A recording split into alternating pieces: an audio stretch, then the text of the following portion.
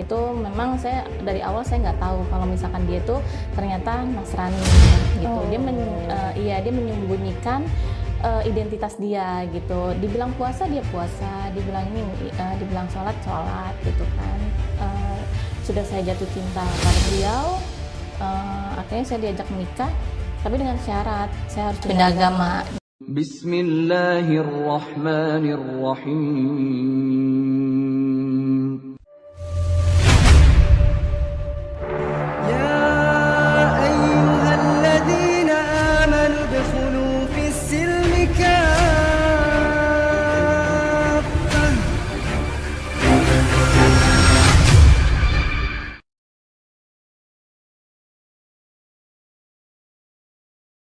Assalamualaikum warahmatullahi wabarakatuh.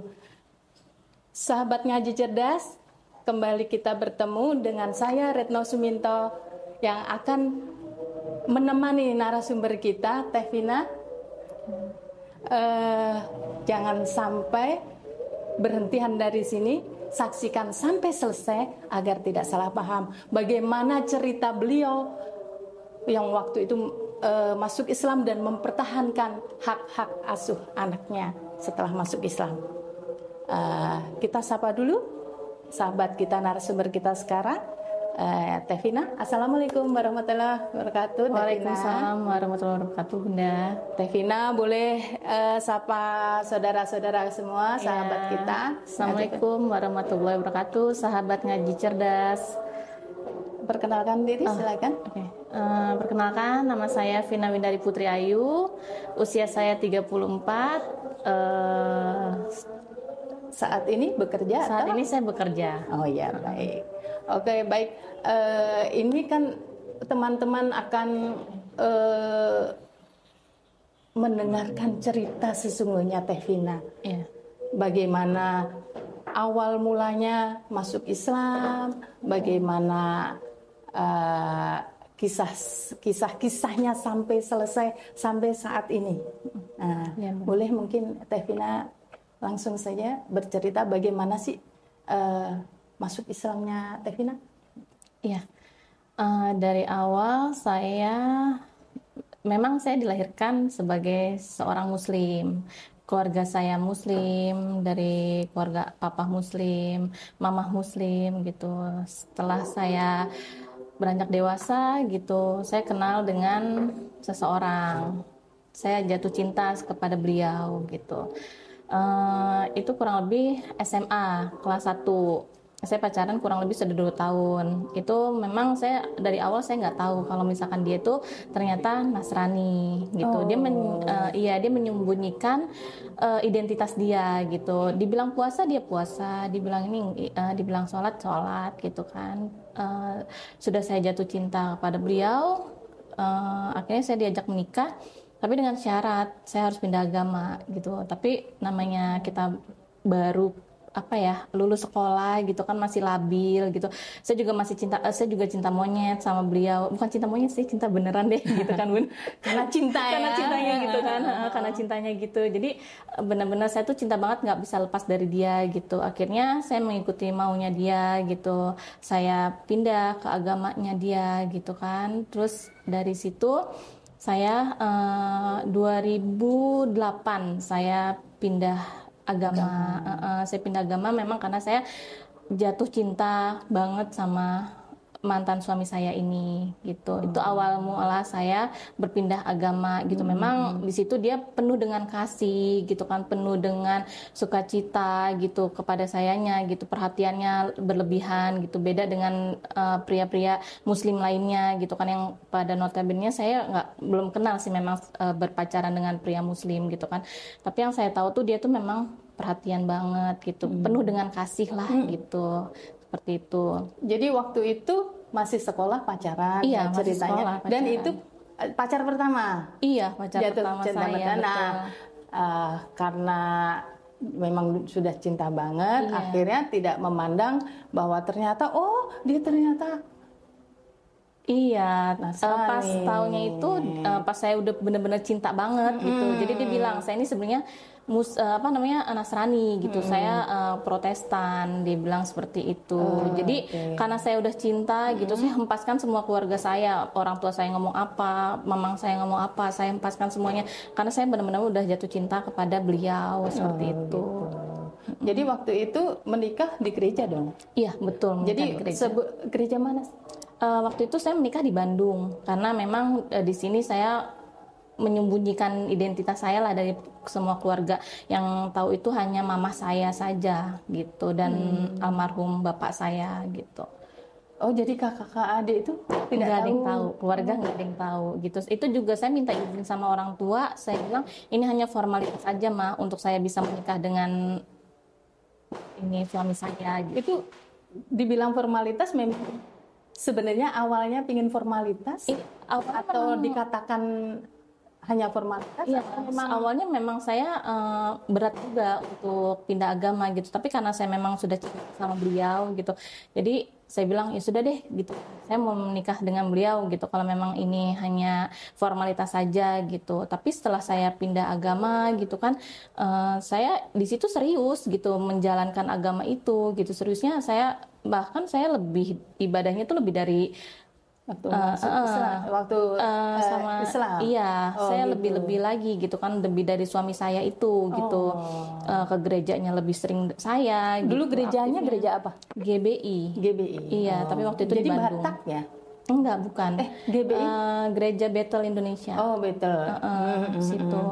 Kalau itu kan lebih happy gitu. Jadi kita terbawa gitu loh, Bun. Terbawa suasana di sana tuh. Iya. Oh, ternyata memang Kristen nih ini ya kekeluarganya tuh banget gitu, beda dengan yang Muslim yang saya pernah rasakan dulu.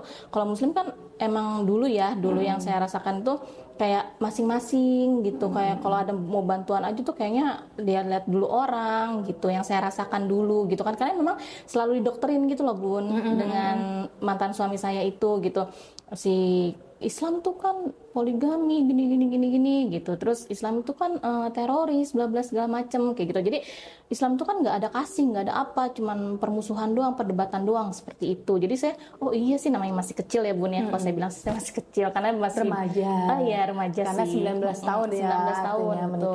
Jadi memang pikirannya belum terlalu dewasa gitu. Di dokternya seperti itu, jadi saya oh iya nih gitu kan. Terus saya lingkungannya juga lingkungan Protestan, Kristen gitu kan, Kristen Protestan. Jadi saya oh berarti Kristennya memang seperti ini ya gitu. Jadi saya itu pindah agama itu 2008, tapi setelah saya jalanin itu sampai 2010 saya di Bandung kan, dari 2008 itu sampai 2010 itu saya di Bandung. Saya memang merasakan energi si Kristen ini sangat melekat gitu di saya. Tapi setelah saya 2010 saya pindah ke Depok lagi gitu kan, nah udah mulai tuh Bun saya ibadahnya ke gereja ini ya, karena memang mantan suami saya ini tidak mengajarkan saya gitu apa sih Kristen tuh seperti apa sih gitu. Terus baca Alkitab juga kita jarang gitu kan, saat teduh juga kita jarang saat di Depok ini. Mungkin saya dari situ udah mulai sedikit berkurang nih rasa saya ingin belajar di Kristen ini. Di 2013 saya sempat bilang sama mantan suami saya ini, saya pengen kembali lagi ke Muslim. Dia bilang kenapa, katanya gitu. Iya karena memang kamu tidak membimbing saya di sini. Saya bilang seperti itu. Terus dia bilang ya kita nggak boleh dipisahkan oleh maut. Dia bilang kita tidak boleh dipisahkan selain oleh maut, gitulah bahasanya. Saya lupa gimana di waktu itu bilang. Pokoknya kita tuh boleh bercerai karena memang kita meninggal gitu. Tapi kalau kita bercerai secara perpisahan dari diri kita masing-masing, nanti Tuhan bakal marah gitu. Jadi saya selalu itu aja yang saya ingat gitu kan dari 2013 itu. Nah 2015 atau 16 itu saya lupa, saya pengen pindah rumah ceritanya. Saya pengen pindah rumah. Saya udah mau bayar rumah itu gitu. Saya mau bayar DP. Ternyata dilihatlah KTP saya sama yang punya rumah. Nah di situ saya dibilang gini sama yang punya rumah. Oh mbaknya Kristen ya? Maaf ya, kalau Kristen di sini kita nggak bisa terima gitu bilangnya. Di situ hati saya langsung kayak tersentuh gitu, teriris gitu. dalam hati saya, ya Tuhan gitu kan, di dunia saja saya ditolak oleh manusia, saya bilang seperti itu, apalagi nanti saya di akhirat ya, aku bilang gitu, mungkin Tuhan saya nanti tidak akan menerima saya nih, saya bilang gitu. Di situ saya nangis, tapi nggak di depan mantan suami saya nangisnya, saya nangis di belakang. Terus akhirnya saya cari rumah lagi gitu kan, dapat rumah. Kebetulan lingkungannya muslim gitu kan, orangnya itu baik banget sama saya gitu kan, mengayomi banget sama sekali, pokoknya baik banget gitu. Nah 2017 bapak sambung saya ini meninggal, di situ saya langsung benar-benar yang namanya tuh pengen syahadat saat itu juga gitu, karena saya pengen mencium bapak saya kan. Saya ditanya siapa lagi nih yang pengen cium katanya gitu, terus saya bilang aku mau, Winda mau, aku bilang gitu, tapi saya ditolak sama anaknya almarhum bapak, katanya saya haram katanya gitu, saya tidak boleh mencium almarhum bapak gitu kan, karena saya tidak suci, dibilangnya seperti itu. Jadi saya berpikir saya sudah ditolak nih 2 kali sama manusia gitu kan, jangan sampai saya ditolak lagi gitu kan sama Tuhan saya. Akhirnya saya cerita sama teman saya namanya teman saya ini, saya bilang, Bu, saya pengen balik lagi nih ke Muslim, aku harus apa ya gitu, karena cerita saya yang ini saya ceritakan semuanya gitu kan sama teman saya. Terus akhirnya dia bilang, kamu kalau pengen kembali lagi ke Muslim itu dari hati, bukan karena dari orang lain. Insya Allah ini dari hati saya sendiri. Di situ saya udah bilang seperti itu, saya tidak ada paksaan dari orang lain, aku bilang gitu. Tapi kan kamu cinta banget sama mantan suami kamu ini, katanya, sama suami kamu ini. Enggak, aku bilang gitu, enggak, aku udah bisa kok ngelepas dari dia, aku bisa lepas dari dia, aku bilang kayak gitu. Kamu udah yakin? Iya yakin. Akhirnya aku dikenalkan dengan Bunda Sri di situ, Mu'alaf Center Indonesia. Di situ saya diperkenalkan sama Bunda Sri, saya sharing dengan Bunda Sri, bahkan saya ketemu sama Bunda Sri. Di situ saya langsung benar-benar tersentuh banget gitu kan, dikasih masukan gitu yang paling menyentuh banget di hati saya. Kapan kamu mau syahadat gitu? Belum tentu besok kamu masih hidup gitu, kata Bunda Sri. Terus akhirnya saya memang Bun, namanya kita punya suami, punya anak gitu kan, nggak semudah itu saya melepaskan mereka begitu aja gitu kan. Jadi ayah saya meninggal itu di Oktober 2017. Dari Oktober itu sampai ke akhir Desember saya itu sakitnya itu, kalau saya ke dokter saya sehat, dinyatakan saya tuh sehat gitu, tapi kalau malam itu tuh saya tuh demam kayak gitu, terus bawaan saya tuh nggak enak, badan saya tuh nggak enak gitu kan. Terus saya lebih seringnya itu saya dimimpiin. Dimimpiinnya itu yang saya ingat banget gitu, saya jalan nih, hanya ada jalan setapak. Terus di sini ada satu orang cowok, tapi saya nggak tahu itu siapa di mimpi saya. Itu kita jalan, tapi di bawah ini tuh api yang bergejolak gitu. Terus dari samping dinding saya ini api juga yang keluar gitu kan. Ada 2 titik tuh ada semburan api gitu. Nah dari atas sebelah kiri saya itu ada berbaju putih, jubah putih gitu. Itu hanya menunjuk ke arah sini, hanya menunjuk seperti ini, tapi tidak berbicara, tapi hanya menunjukkan jalan seperti ini. Jadi yang depan saya ini cowok ini lewat dengan keadaan gosong gitu, saya belok kiri sini. Alhamdulillah saya menemukan jalan yang terang di situ. Saya langsung terbangun, saya pikir itu hanya bunga tidur, tapi kenyataannya badan saya ini semuanya panas dan keringetan gitu loh Bun. Kayak orang mandi gimana sih gitu, basah semuanya gitu. Terus itu saya nangis, saya langsung cerita lagi sama Bunda Sri, itu kamu udah dapat hidayah gitu. Tapi saya emang iya gitu, emang itu salah satunya gitu. Di situ saya belum terlalu yakin, tapi saya dimimpiin terus seperti itu. Saya juga duduk nih seperti ini, saya dimimpiin duduk seperti ini, posisi saya diikat, itu nggak ada yang nolongin sama sekali. Tapi ada satu wanita datang, itu buka ikatan saya disuruh lepas gitu aja gitu, saya suruh jalan gitu, saya dilepaskan gitu.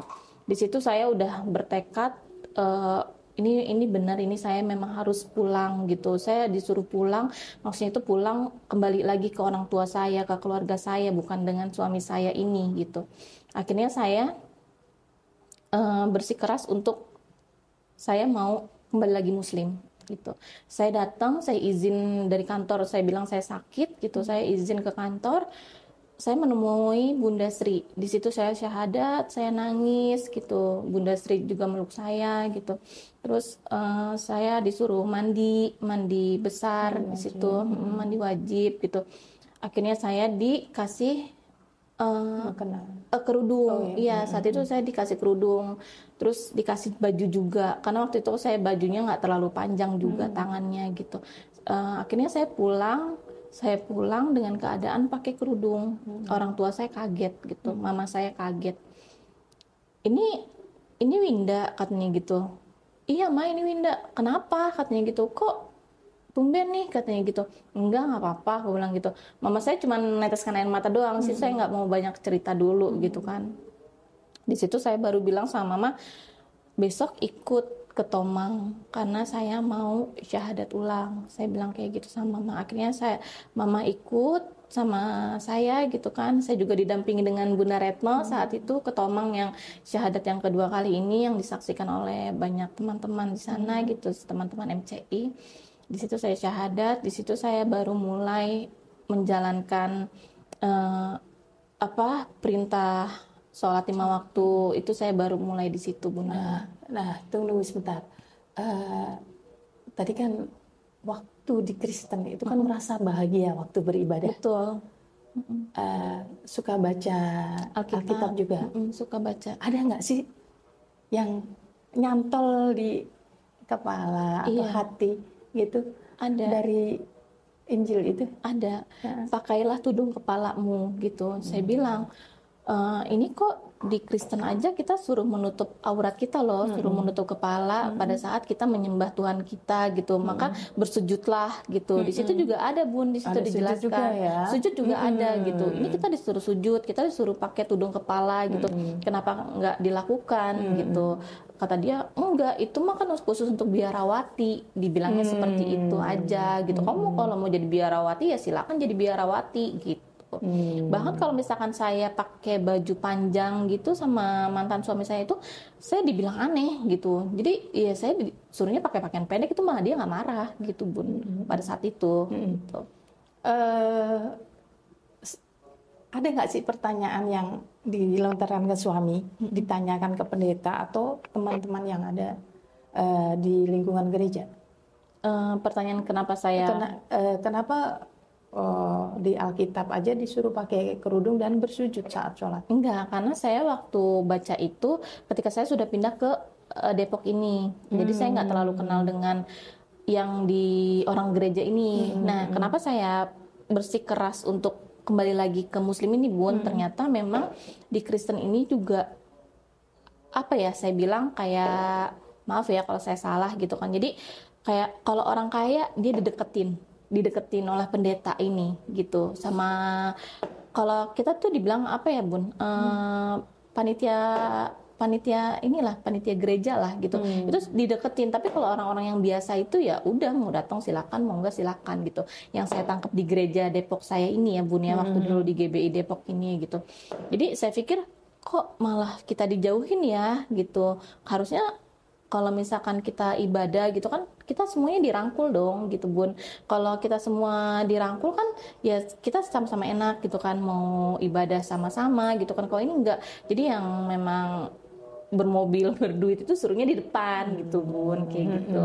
Kalau kita kan enggak ya Bun. Kalau di Muslim kita kan ya semuanya gitu kan. Saf ini kan enggak ada yang pilih-pilih orang kaya yang bermobil saf depan ya gitu kan, enggak ya Bun ya, kayak gitu. Jadi melihat perbedaannya aja di situ juga betul, beda sekali. Beda sekali gitu. Nah, setelah syahadat di Bunda Sri kan ada mama ya waktu itu ya. Iya, waktu yang kedua itu ada mama. Kebetulan kan waktu itu kan kita ada acara betul.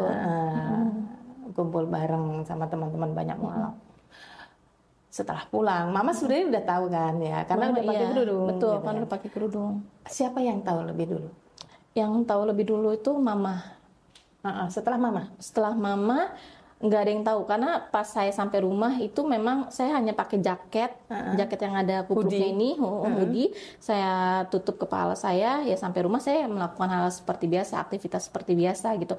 Tapi setelah saya berangkat kerja, nah ini lebih lucu lagi Bun. Saya berangkat kerja, saya kan masih satu rumah nih sama mantan suami saya ini gitu kan. Itu saya berangkat dari rumah, saya memang sudah menyiapkan baju-baju panjang saya ini. Gitu. Saya pakai baju panjang, celana panjang, walaupun belum longgar ya waktu itu gitu. Nah saya bawa kerudung Bun dari rumah, saya masukin ke dalam tas. Saya pakai kerudung ini di pom bensin. Gitu. Jadi berangkat dari rumah saya tetap pakai hoodie gitu kan, pakai helm gitu kan nggak kelihatan gitu kan. Saya tetap pakai masker gitu ya, masker yang BAM itu ya, biar nggak kelihatan lehernya itu gitu. Jadi saya pakai itu, terus saya ke pom bensin, baru tuh saya ganti baju, saya pakai baju panjang, sama saya pakai hijab. Saya pakai hijab. Pas saya datang ke kantor itu orang-orang kaget semuanya dan nggak ada yang nyapa saya sama sekali. Nggak ada yang nyapanya, mungkin mereka terheran-heran. Ini si Vina kenapa? Mungkin shock gitu. Pengen nanya pun nggak enak gitu. Mungkin kan gitu ya. Biasa nih anak pakai bajunya seksi-seksi gitu. Kayak pertama kali datang ya ke pertama rumah. kali datang ke rumah kan Bun. Pakai bando gitu. Masih unyu-unyu gitu. Nah sekarang ini pakai kerudung gitu kan. Orang nggak ada yang nyapa sama sekali gitu. Saya buka pintu gitu, terus anak-anak langsung pada nengok aja, cuman gini doang. Gitu. Atasan saya cuman meluk saya doang. Nay, gitu. Jangan nangis, aku bilang gitu. Jangan nangis, aku udah capek, aku bilang gitu. Saya malah menguatkan teman saya. Jangan nangis ya, aku udah capek nih. Temannya ini gitu. Muslim. Atasannya Muslim. Iya, dia yang selalu support saya gitu kan. Gitu. Terus jangan nangis ya, aku bilang gitu. Kalau teman saya yang sahabat saya ini memang saya lupa. Tadi kan Bunda nanya, ada mama selain mama ada nggak yang tahu? Nah ini sahabat saya, dia tahu seluk beluknya. Saya sebut namanya Kiki. Kebetulan kan saya juga udah kenal waktu sebelum sahadat pun udah pernah datang ya untuk belajar waktu itu Sakifa. Metode Sakifa ya. Betul. Itu saya sama Kiki itu. Jadi Kiki udah tahu, jadi dia nggak kaget pas saya datang itu. Atasan saya meluk saya, teman-teman saya akhirnya meluk saya semua. Saya bilang, tolong jangan ada yang nangis. Saya bilang gitu, insya Allah kan Nay udah kuat. Aku kalau di kantor dipanggilnya Nay. Gitu. Insya Allah kan Nay udah kuat gitu kan. Udah gitu, terus besoknya kado udah berdatangan Bun. Tanpa saya minta gitu kan, Masya Allah banget gitu. Mukena, hijab, baju panjang gitu. Padahal saya nggak minta gitu. Karena ini aku ada ya buat Kanai, buat Kanai. Nah baru hari-hari berikutnya teman-teman kantor pada nanya gitu kan. Ini beneran lo Vin gitu, ini beneran lo gitu. Iya ini aku gitu. Cara ngomongnya juga udah berbeda nih Bun gitu. Kayak bukan Vina yang dulu begajulan gitu kan gitu. Iya ini aku gitu kan. Terus Masya Allah banget deh ngeliat sekarang kayak gitu-gitu. Alhamdulillah bisa ini gitu, bisa berubah gitu. Mereka alhamdulillah pada senang, pada terima saya gitu. Tapi nggak putus sampai situ sih Bu, gitu. Pastinya. Kalau itu suaminya jadi taunya itu mulai ada keanehan di saya. Kok tasnya ini selalu berat banget gitu kan. Biasanya saya kalau bawa tas itu kan tas yang kecil. Nah ini kok tasnya gede-gede terus gitu. Ketahuan lah saya bawa hijab. Diambil. Itu sudah berapa lama? Itu kurang lebih udah 2 minggu, mau jalan sebulan. Baru 2 minggu ya, baru 2 minggu itu. Belum lama Bun. Nah itu udah ketahuan tuh Bun di situ. Di situ saya diikutin sama mantan suami saya ini sampai pom bensin. Saya diikutin sampai ke kerjaan. Di kerjaan saya diklaksonin gitu kan. Saya nggak boleh masuk kantor, tapi saya tetap masuk aja gitu kan. Karena kalau misalkan macem-macem di kantor kan juga nggak bisa gitu kan. Akhirnya dia pulang gitu, dia kerja juga. Terus pas pulang ternyata saya diikutin sama dia gitu. Nah kebetulan saya boncengin teman saya ini gitu. Dia nebeng sama saya.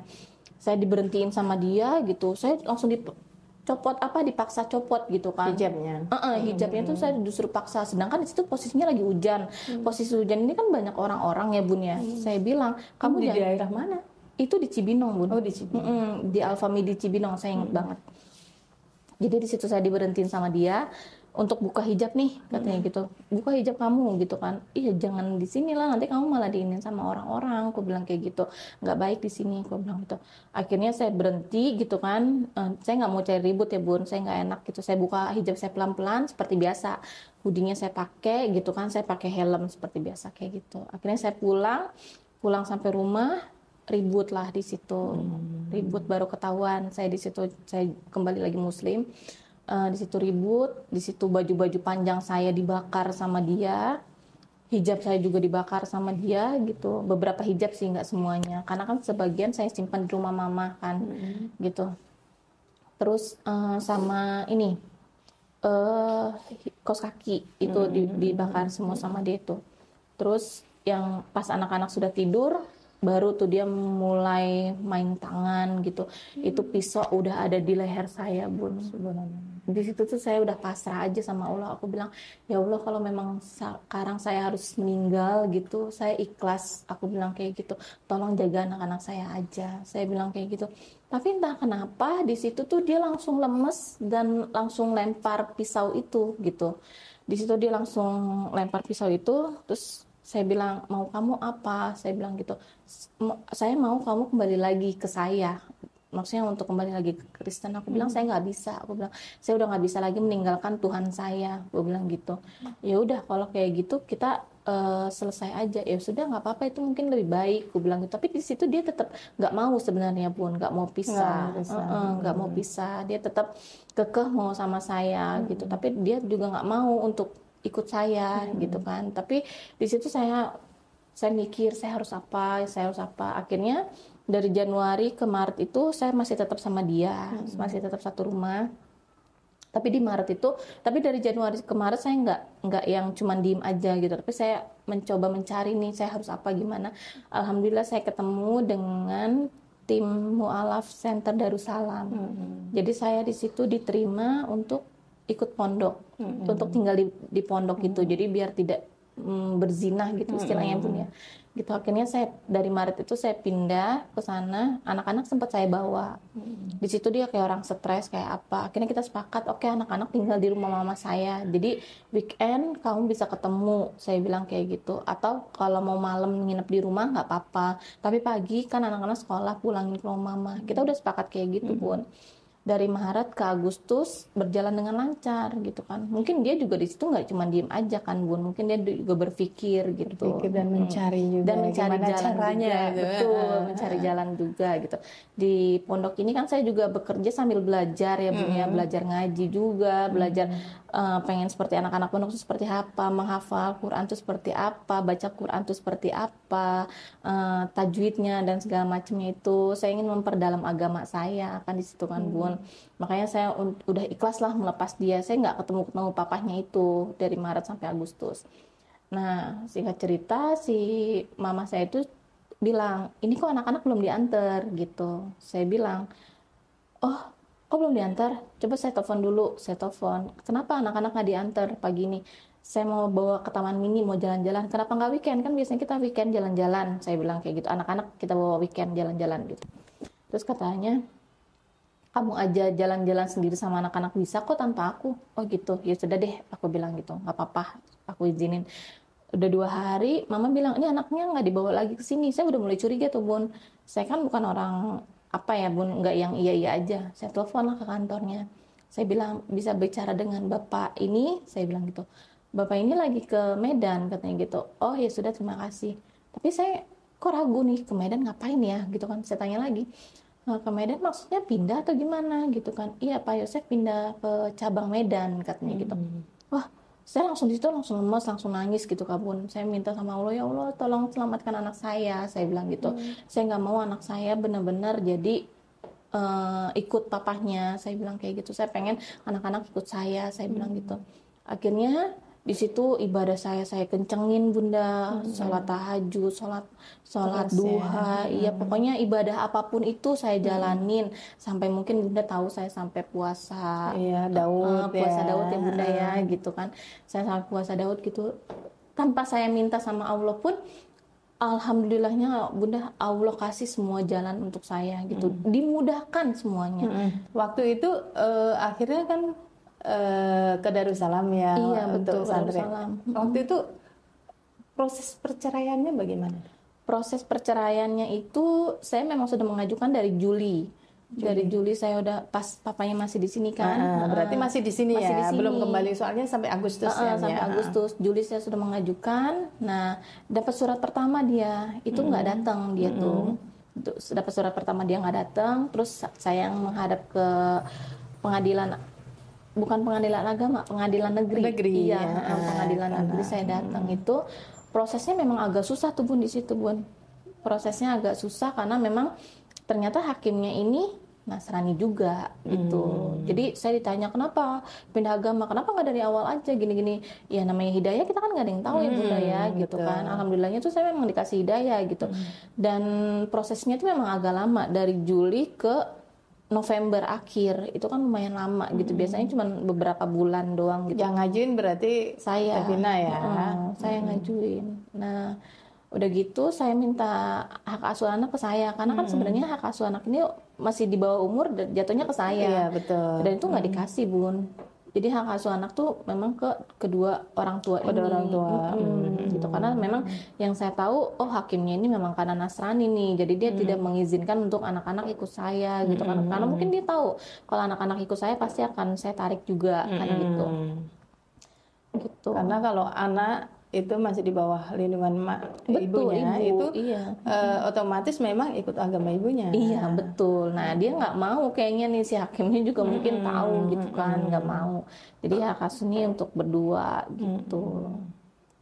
Kemudian waktu dibawa ke Medan itu kontak sama suaminya bisa? Masih tetap. Masih bisa. Masih tetap dia malah yang menghubungi saya terus karena memang pada dasarnya dia itu memang meminta terus uang ke saya gitu. Kok meminta uang maksudnya? Ya, mah ini anaknya belum makan gitu. Mah ini anaknya butuh ini.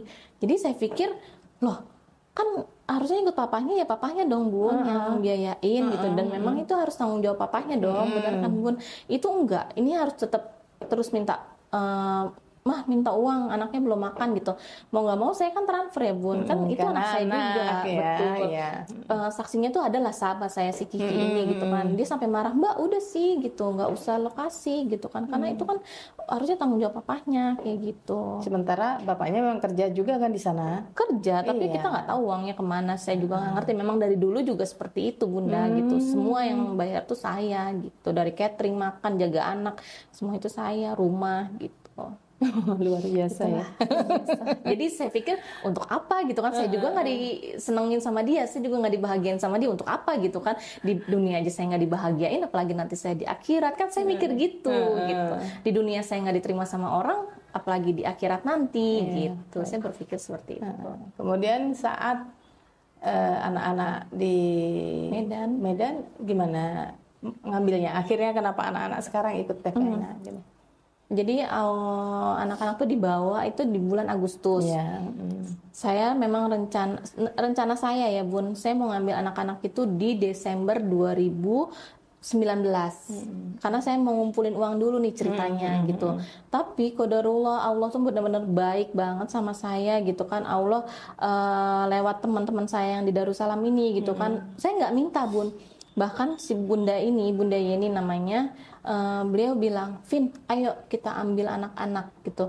Aku lihat di mata adek tuh, adek butuh kamu katanya gitu. Adek Salman nih Bun. Kalau dulu kan namanya, aduh saya juga lupa. Jonathan gitu.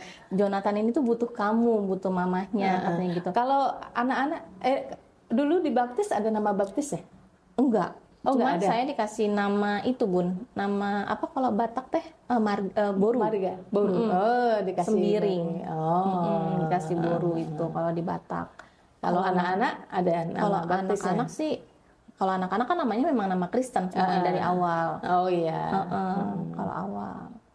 Nah di situ Bunda ini tuh bilang untuk ayo kita ambil anak-anak katanya gitu. Saya di situ langsung senang banget lah hati saya gitu kan Bun. Akhirnya saya mencoba untuk trik-trik saya nih. Saya mau minta alamat sekolah anak dong. Saya mau ini.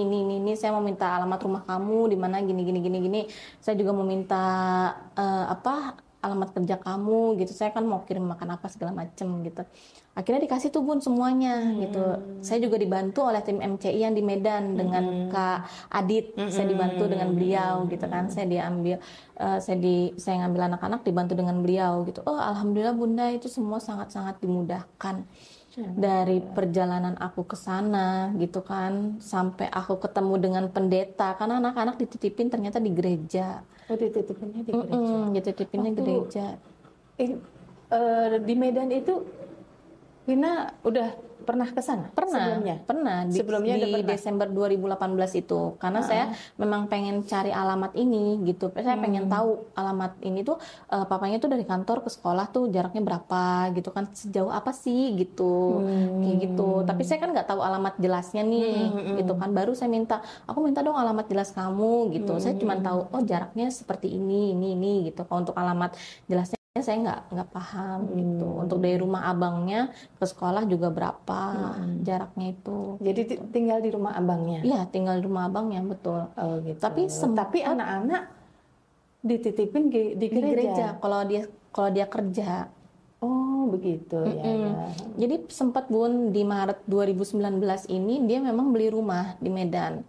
Nah kenapa saya memang bersikeras untuk ngambil anak-anak gitu kan? Ternyata dia tuh beli rumah di Medan gitu, dan dia beli rumah itu ternyata dia bawa wanita ke rumah itu gitu. Saya bilang ternyata untuk dia beli rumah itu dia pengen bawa wanita ke dalam rumah gitu dengan alasan enggak dia ngekos gini-gini ya. Saya kan nggak inilah Bun ya namanya. Tapi kan juga memang sudah bercerai. Iya, saya juga memang sudah bercerai. Saya sih nggak peduli ya gitu dengan dia mau ngapain sama si cewek itu. Tapi kan yang saya pedulikan kan anak-anak saya, psikisnya mereka seperti apa gitu kan anak-anak ini. Jadi saya Bunda Yeni bilang gitu, ya sudah ayo, aku bilang gitu, saya akan mempersiapkan segalanya, saya bilang kayak gitu.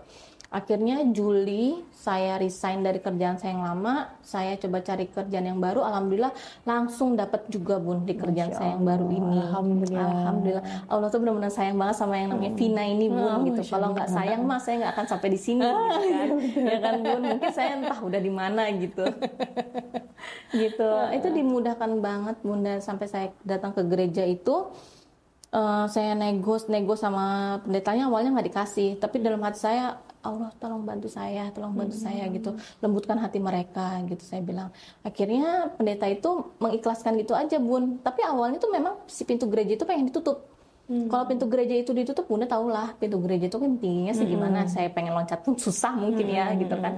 Akhirnya dibuka sama si pendeta itu dan mengizinkan saya untuk bawa anak-anak, tapi tolong dipulangin ya Bu, nanti saya nggak enak sama Pak Yosef, dia bilang gitu. Akhirnya saya bilang iya Pak, nanti saya akan pulangin.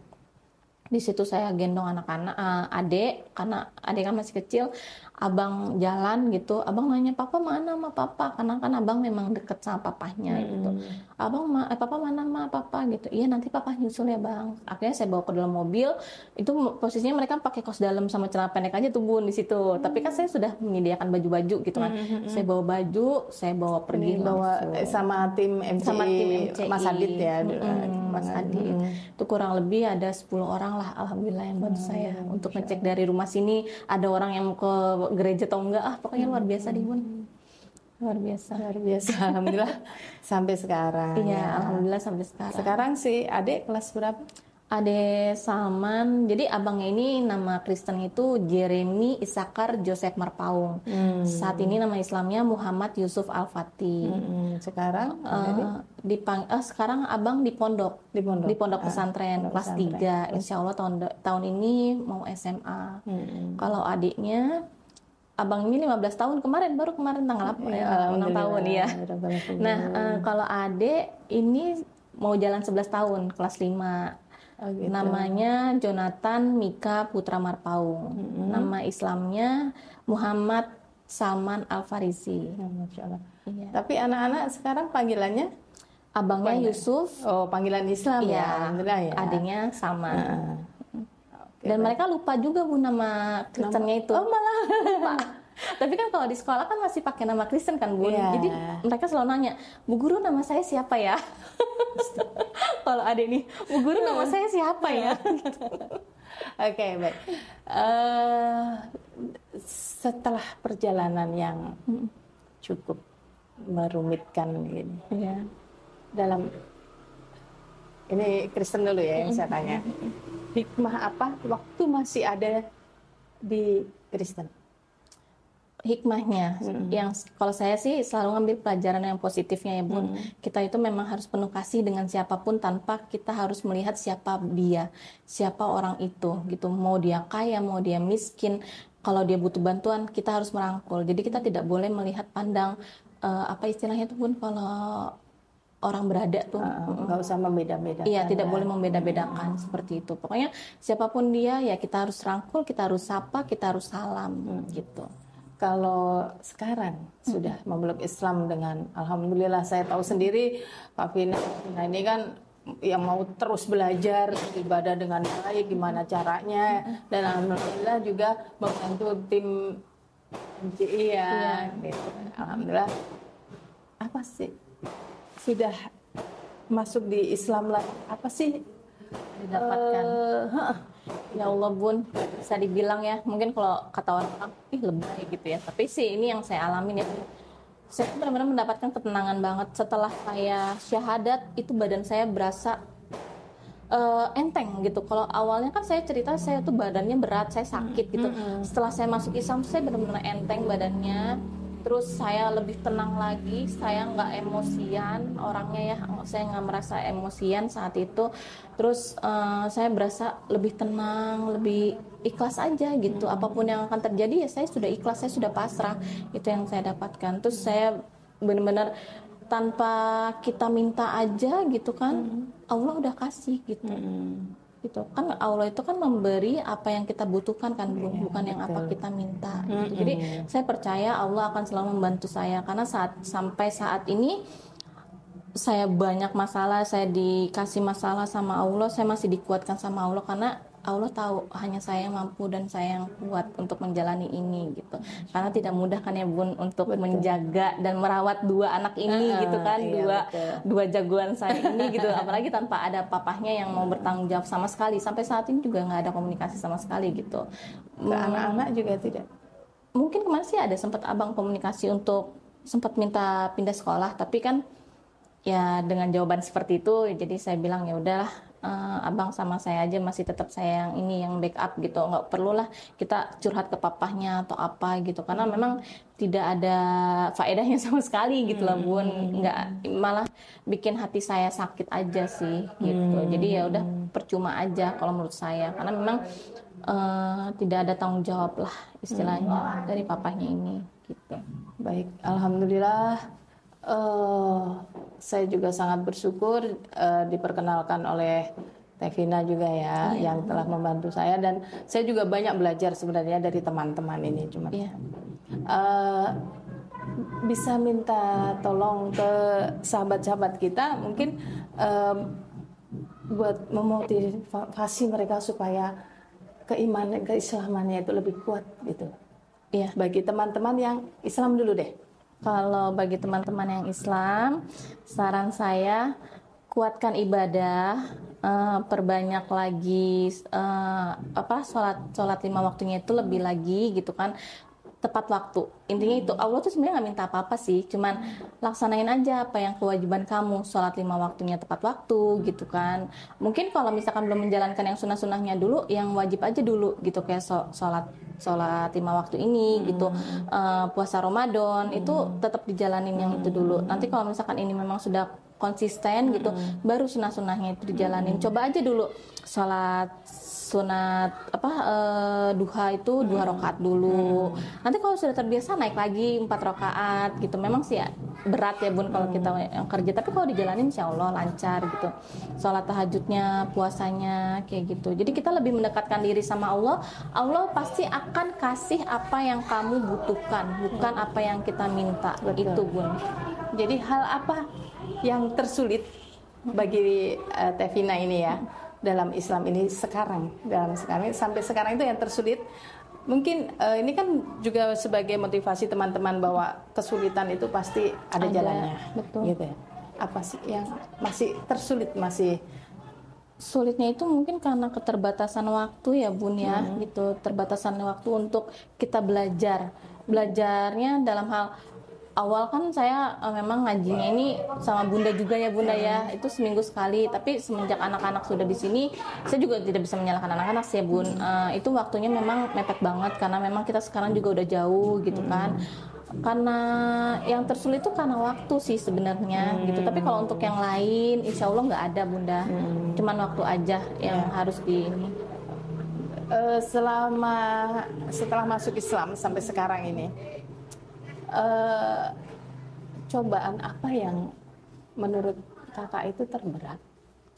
Dan Saya yang sangat terberat, alhamdulillah Bunda semuanya enteng saya rasakan karena saya berpangku tangannya sama Allah. iya alhamdulillah ya. Iya, kalau dibilang berat mah semua yang saya alami ini berat banget gitu. Tapi kenapa saya bilang enteng? Ya karena saya mengandalkan Allah gitu. Dan saya punya teman-teman seperti Bunda gitu kan, seperti sahabat saya gitu, teman-teman MCI kita ini gitu yang selalu menguatkan saya. Alhamdulillah semuanya tuh kayak berjalan dengan sendirinya aja gitu Bunda. Saya juga nggak mau yang namanya kepikiran atau apa, enggak lah, udah jalanin aja gitu. Mau enak mau enggak ya udah jalanin. Insya Allah sih semuanya lancar gitu. Betul. Asal kita kalau semua kita sama Allah. pasrah sama Allah, Betul. tuh insya Allah semuanya akan mudah. Betul, Ya kan? betul.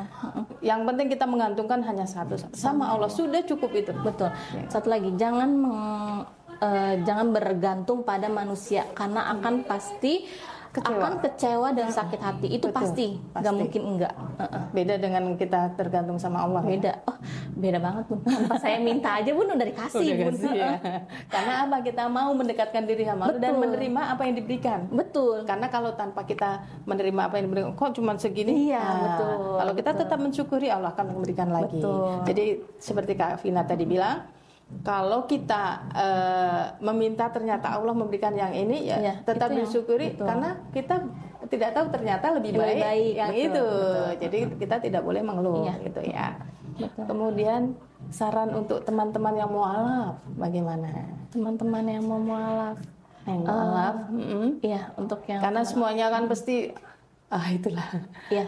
Kalau cobaannya biasanya cobaannya banyak gitu kan, terutama ekonomi ya. Iya, ekonomi. Saya juga awal-awal ditekankan dengan ekonomi ya Bunda, itu pasti gitu sampai kan. Betul-betul yang supaya jatuh ke riba terus ya dulu ya. Sempat ke riba, mau sekolah anak juga harus sampai ke riba.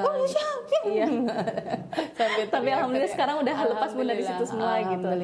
Ya intinya untuk sahabat-sahabat saya yang mualaf dari awal gitu kan, kita harus benar-benar mengandalkan Allah gitu. Jangan pernah takut miskin. Intinya itu, kita jangan takut miskin. Kita memperkaya diri kita sendiri aja dengan apa? Dengan iman. Gimana caranya? Kita ibadah, sholat. Kita kan belum tahu bacaan sholat seperti apa. Kita bisa baca buku, atau kita bisa lihat handphone gitu kan.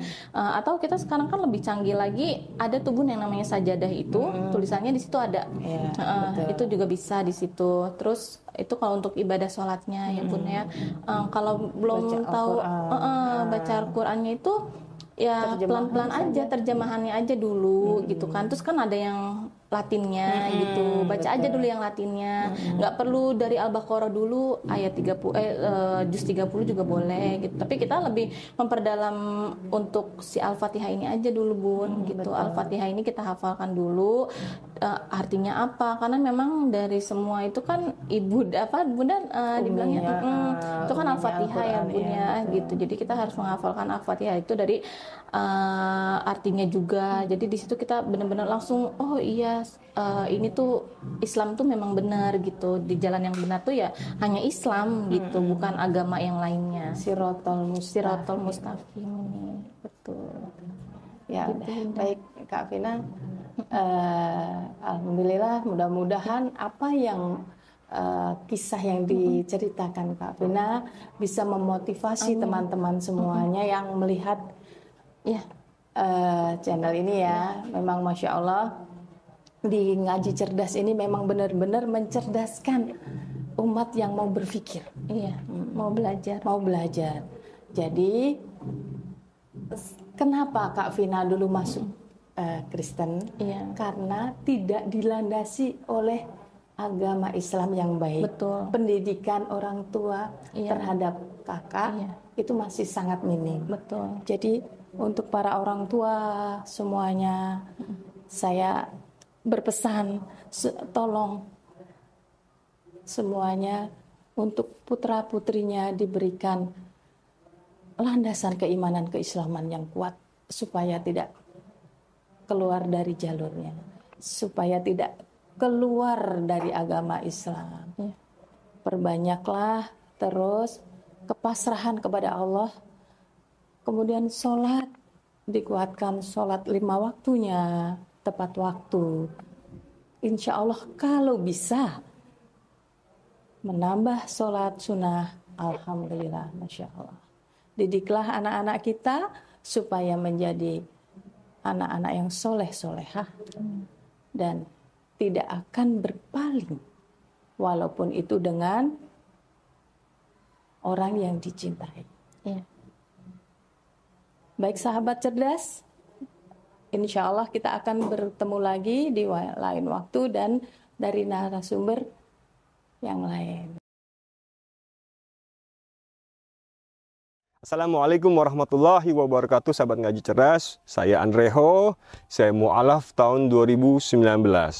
Kami para mu'alaf menginginkan ada tempat yang bisa mengajari kami Al-Quran, sehingga kami menjadi muslim yang kafah. Dan saya saat ini berdiri di tanah yang ingin dijual dengan seluas 1.200 meter. Di tanah ini rencananya kami ingin membangun tempat belajar Quran untuk mu'alaf dan kaum muslimin yang ingin memperbaiki bacaan Al-Quran.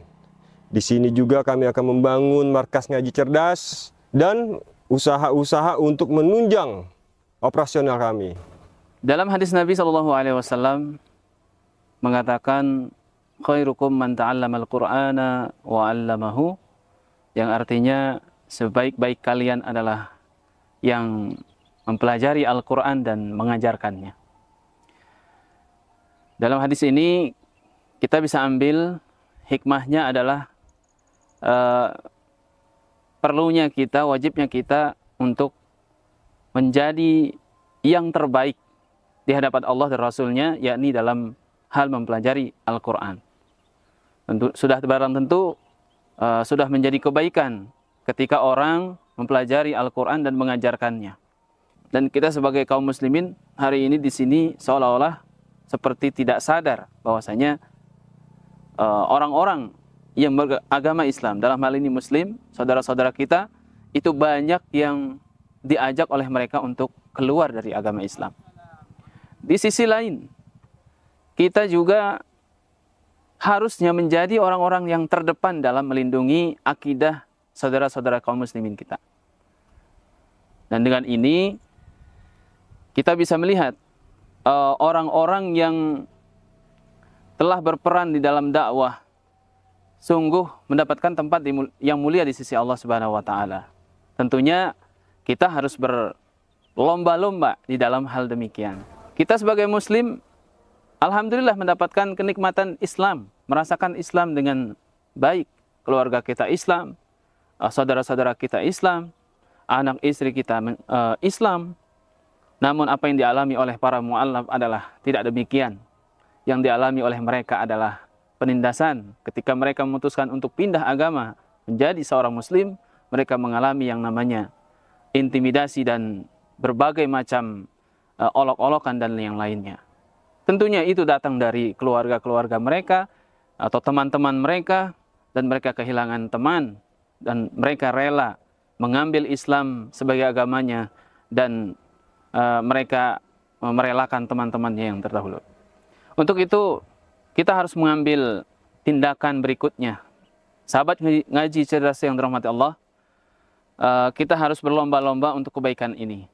Kita harus menolong saudara-saudara kita ini, para mu'allaf ini, untuk membina mereka, membimbing mereka menuju Islam yang sesungguhnya dan Islam yang memang rahmatan lil alamin. Kontribusi dan support sahabat-sahabat ngaji cerdas bisa dikirim ke rekening ngaji cerdas Bank BSI 7222859632 atas nama Yayasan Indonesia Ngaji Cerdas. Ayo sama-sama kita dukung saudara-saudara kita yang mu'alaf Kami mengucapkan terima kasih kepada sahabat-sahabat ngaji cerdas yang telah membantu dan memberikan kontribusinya kepada kami. Semoga apa yang sahabat-sahabat ngaji cerdas lakukan akan menjadi amal jariah menuju surganya Allah Subhanahu wa taala. Assalamualaikum warahmatullahi wabarakatuh.